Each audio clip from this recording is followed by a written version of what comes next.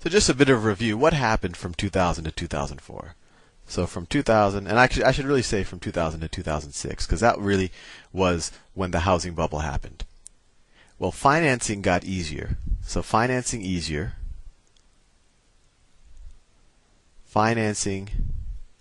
got easier, or essentially they lowered their standards. And it got progressively easier and easier and easier every year we went. So then that allowed more people to bid on homes. So it increased the demand artificially in certain ways, because we saw from that New York Times article that people's incomes weren't increasing and that the population wasn't increasing anywhere near as fast to soak up the supply. So all it did is allow people to who were renting before and who couldn't save the money for the down payment now to participate. So now you had more people bidding for the same house, to bid up houses. But that led to the obvious question: why did financing get easier and easier? So let's go back to the good old days, like the early 90s, or actually let's go even before that. Let's go to kind of the classic, what happens to get a housing loan? Well, traditionally, if I wanted to get a loan, I would go to my bank. And that loan officer at the bank, he's going to be giving the bank's money for your house, right? Like he gives you money and you're going to pay him interest, right? This is me. And so that loan officer at the bank, he really cares that they're not going to lose money on the transaction. If he's going to give you $1 million, he wants to make sure that no matter what happens, if you lose your job, if you get arrested, if you skip town, that he's still going to be able to get his $1 million back. And if you go back to our equity and balance sheet presentations, that's why back in the day, they made sure that you put 20-25% down payment on your house, that you had a good credit rating, that you had a good steady income, because that banker, that loan officer, was going to be in trouble, and his bonus was based on how good the loans he gave held up. So that was the traditional model. What started to happen in the mid-90s, especially in California, and then nationwide in about 2001, 2002, is you had what we call a securitization of the mortgage market. And this, in all fairness, this actually happened a while before with things like Fannie Mae and Freddie Mac, and I'll do a completely separate video on those. But Fannie Mae and Freddie Mac essentially had the same standards. They had the standards of we call them conforming loans. That you had, I think the number, you have to have 20% down, you have to have a certain credit score, certain steady income. So Fannie Mae and Freddie Mac were these entities that might buy the loan from your local banker, but their standards were just as high as the local bankers, and they were based. I think they were actually, they had oversight by Congress, so they weren't giving away loans for free. But I'll do a whole other presentation on Fannie Mae, Freddie Mac. But what you had happen in the late 90s, and especially in the early part of this decade, is you had a whole industry outside of the government-sponsored entities. The government-sponsored entities are Fannie Mae and Freddie Mac. And this is essentially, instead of you going to your local bank for a loan, this is me again, I would go to my local mortgage broker. Countrywide is the most famous of them. I think they're CFC, that's their stock ticker. They're not bankrupt yet. So I would go to Countrywide, and essentially, I would get $1 million from them, a home loan. I would get $1 million from them, and I'd agree to pay interest to Countrywide. But then Countrywide would do this like 1 million times, so times 1 million, right? They'll give home loans to 1 million people, put them all together, and then they'll sell the loans. They'll sell the loans to, like, let's say, Bear Stearns. So that's an investment bank. Let's call it Bear Stearns. Hope none of these people sue me. I guess they have bigger troubles now than wondering about my YouTube videos. They sell to Bear Stearns, and then Bear Stearns will package a bunch of these mortgages together, essentially IOUs from people, and then they would sell those to investors, right? They would sell these to investors. So essentially, instead of Countrywide being responsible for my loan, my payments now go to these investors. And you could watch that says investors. I know my penmanship's horrible, but you should watch the videos on mortgage-backed securities and collateralized debt obligations if you want to get a better understanding of exactly how the money flows go. But the bottom line is, because of this process, what's happening?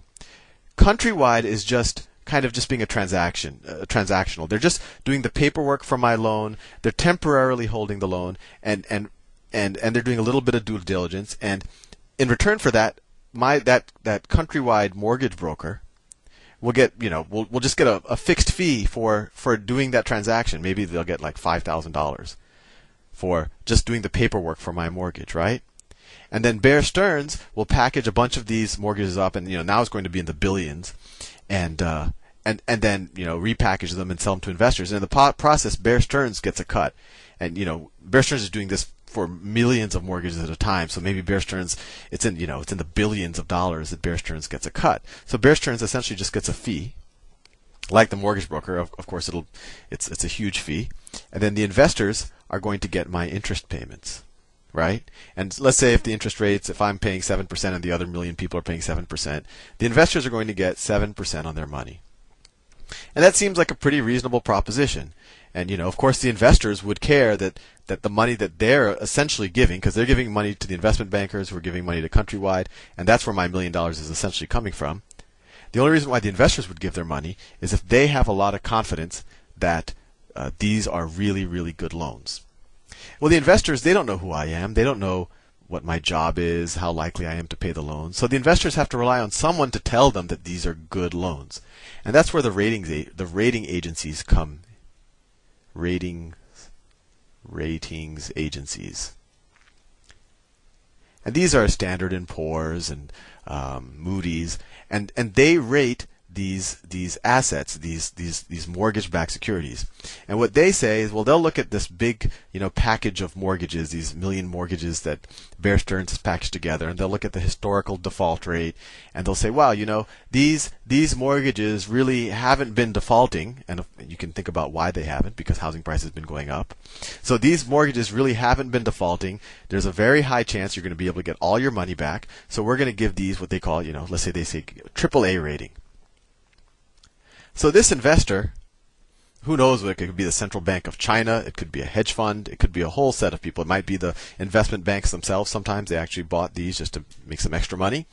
These investors, they don't know who actually borrowed the money or what kind of credit rating they had or anything, but they just took a leap of faith. They said, well, Standard & Poor's or Moody's did the work. They're telling me that this is AAA, which means the highest level of debt, or whatever they told them. Maybe it was single A, or I forget all of the different qualities of debt.